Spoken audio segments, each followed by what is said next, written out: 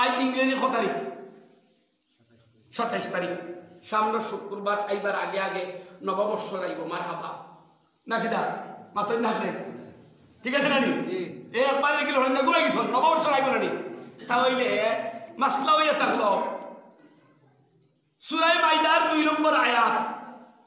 সূরা মাইদার وتعاونوا على البر والتقوى ولا تعاونوا على الإثم والعدوان واتقوا الله إن الله شديد العقاب।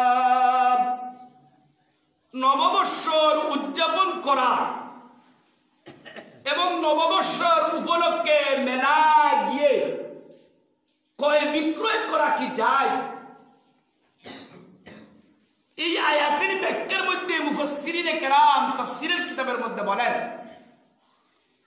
যে নববর্ষর উদযাপন করা এবং নববর্ষের মধ্যে মেলা গিয়ে ক্রয় বিক্রয় করা সম্পূর্ণ হারাম, সম্পূর্ণ হারাম।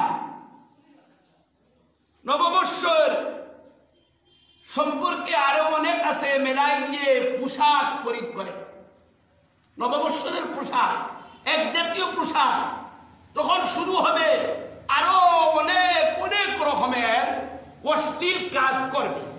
সেটা কি বৈধ?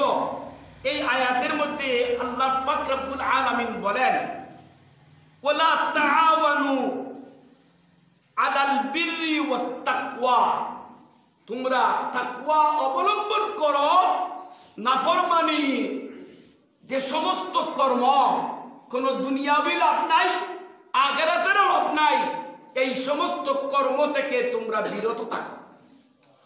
মান তাশাব্বা বিকওমি ফাহুয়া মিনহু, হাদিস শরীফের মধ্যে আছে যে তোমরা যে সমস্ত কর্ম করবা এই সমস্ত কর্ম যে ধর্মের অবলম্বী হবে এইটা মুসলমানের শাস্ত্রের মধ্যে নয়, ইহুদি নাসারার শাস্ত্রে। এটা যদি তোমরা নববর্ষ পালন করো তাহলে কিয়ামত তাদের সাথেই হবে। ও তাআওয়ানু আলাল বিররি ওয়াত তাকওয়া, তাহলে নববর্ষ পালন করতে হলে আমাদের এইগুলা প্রয়োজন নাই, এইগুলা আমাদের শরীয়তে অবৈধ, এগুলা করা না যায়। এই সূরা মাইদার 2 নম্বর আয়াতের কিছু অংশ থেকে আমরা বুঝতে পারি।